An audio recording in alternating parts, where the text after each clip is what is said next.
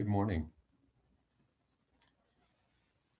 So yesterday I neglected to record the talk, so I'm going to try to reconstruct it today. Yesterday, before Zazen, we listened to the beautiful rendition of the Namo Avalokitesjvara chant of the monastics at Plum Village in France. And some of us participated in that chant along with the monastics.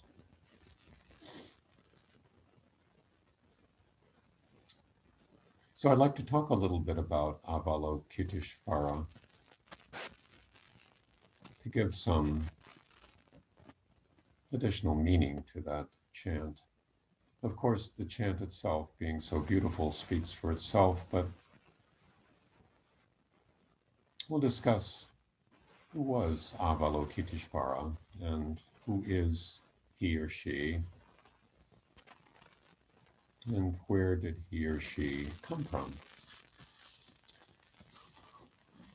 So Avalokitesjvara is the Bodhisattva of Compassion.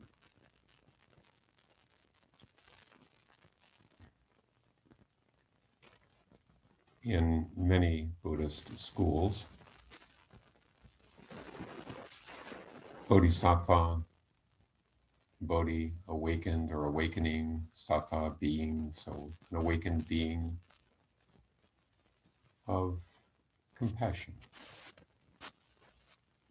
And of course, Avalokitesjvara was not a historical figure.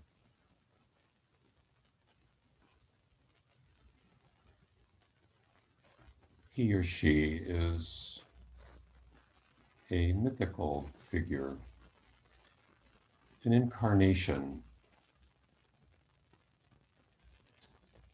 an avatar for compassion,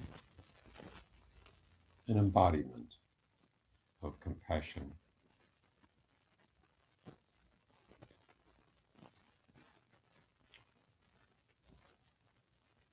And where does the word Avalokitesjvara come from? Well, it's a Sanskrit compound word, and its derivation is a matter of some controversy. And there may be some ambiguity in it built in. But the Ava means down. Lokita means earth or world. And Ishvara means Lord. So one opinion is that it is derived from the Lord who looks down upon the world.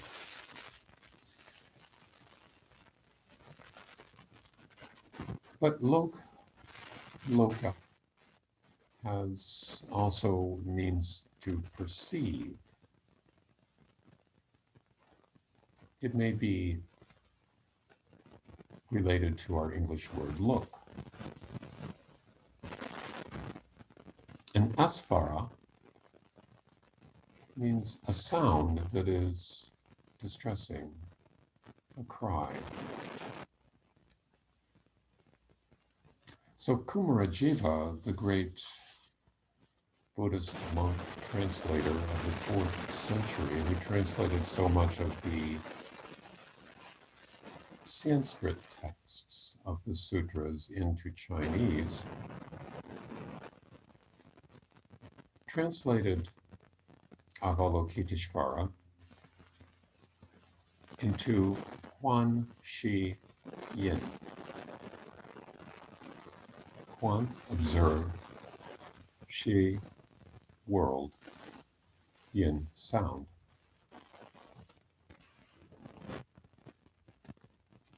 So he or she who hears the cries of the world. I say he or she because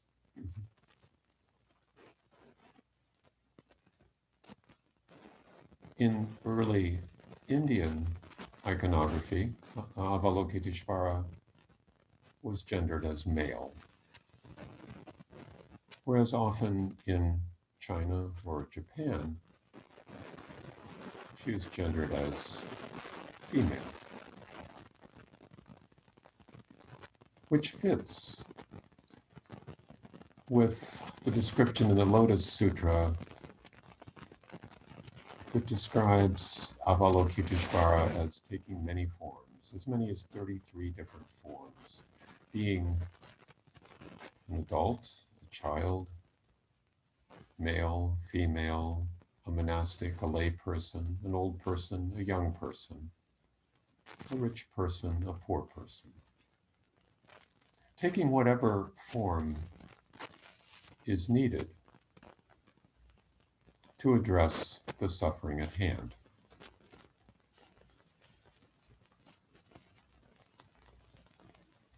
And oftentimes, Avalokitesjvara is depicted as having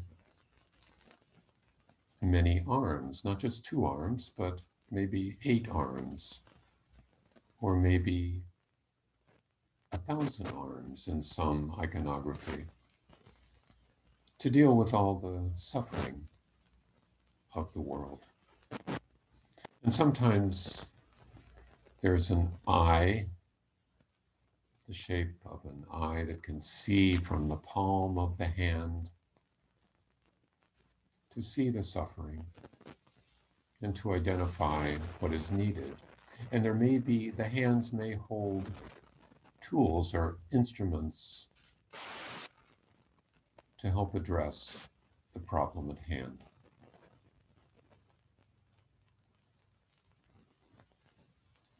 So Avalokitesjvara has many different forms, many different skills, many different manifestations. Where did she come from? Well, in the maybe as early as the 1st or 2nd century of the Common Era, but we know that by the time Kamarajjiva was translating the Lotus Sutra in the 4th century, Avalokitesjvara was well established.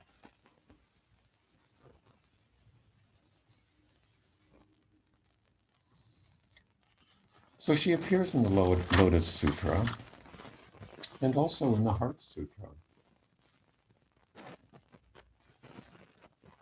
In the Heart Sutra, she is the spokesperson speaking to Shariputra.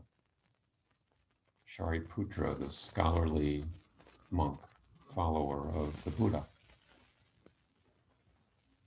And she's explaining emptiness or interconnectedness, interdependence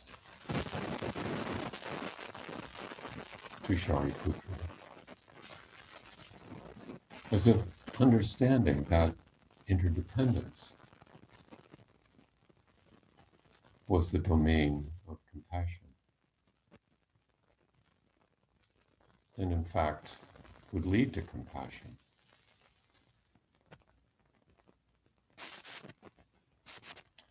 So what is compassion? Compassion is an English word, of course, and it's derived from the Latin com pati, with suffering, to suffer with, to feel someone's pain, whether that someone is someone else or oneself, to have compassion.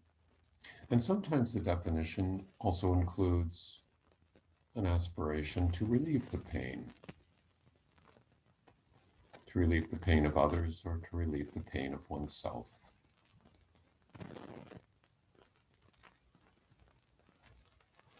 Compassion is the usual translation for karuna, the Pali or Sanskrit word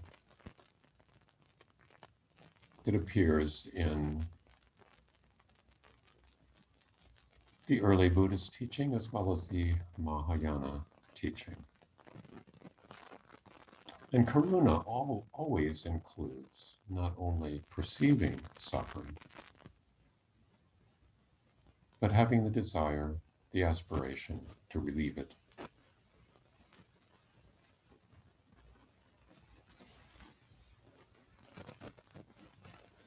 Compassion.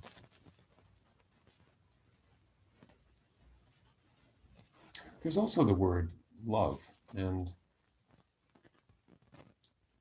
Carol and I have attended several workshops and with Norman Fisher, a teacher from California. And Norman Fisher is a Zen teacher there who isn't afraid of boundaries, and he's the first person I heard who used the word love in this context. Of course, love is a complicated word in English, having many meanings, connotations, shades of meaning.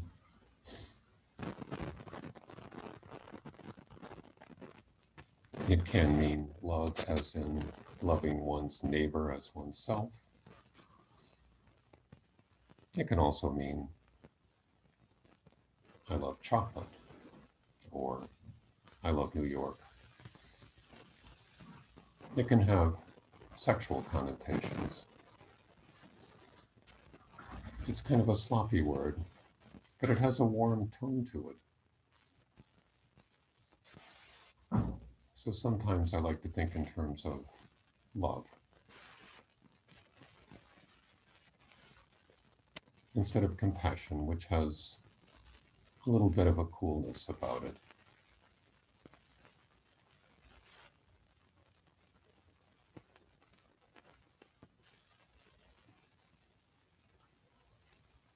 So Namo Avalokitesjvara, Namo, to name Avalokitesjvara, to pay homage. Namo carries with it a certain respect, reverence. Namo Avalokitesjvara. What is the point of having this mythical character in mind? What is the point of this iconography, of this chanting?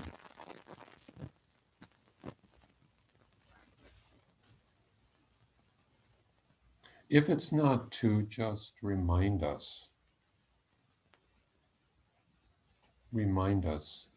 of what we have all the time within us, the capacity for compassion, which can serve usefully in many different ways. Almost any afflictive emotion,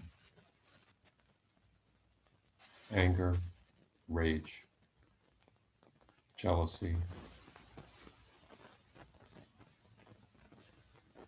remorse, grief.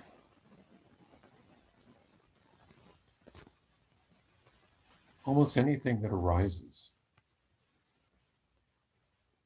of that nature, difficulties of any sort, can be addressed with compassion. And these chants, these statues, such as this one here, of Avalokitesjvara,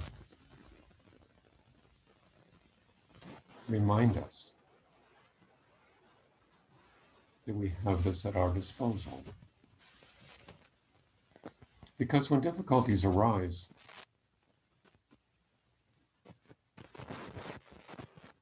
devising a plan or responding in a thoughtful way, in a beneficial way, it's almost impossible when you're in the throes of anger, fear, remorse, hatred, rage, even irritation.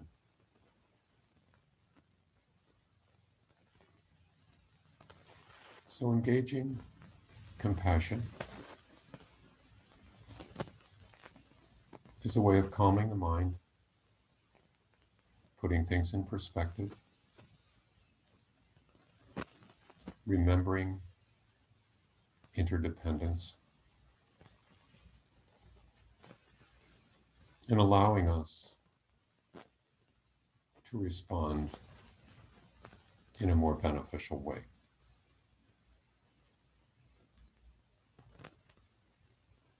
So the figure of Avalokitesjvara reminds us to, in a way, shop the pantry. Shop the pantry. Use what we already have to deal with the problem at hand.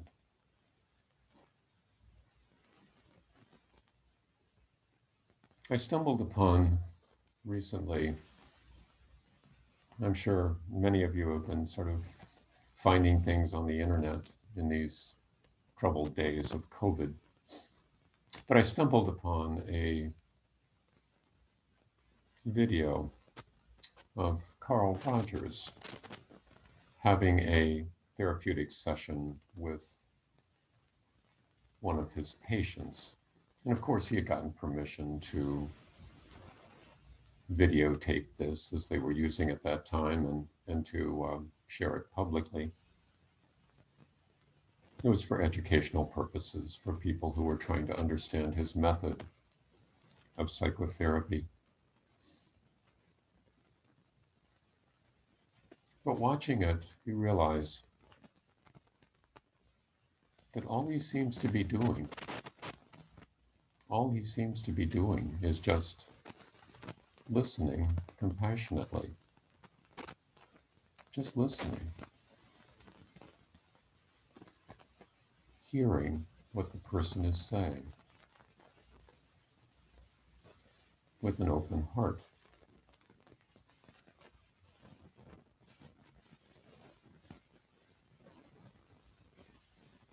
So Avalokitesjvara, Namo Avalokitesjvara. A way of helping us remember what we already have, what we always have, to deal with the problems that arise.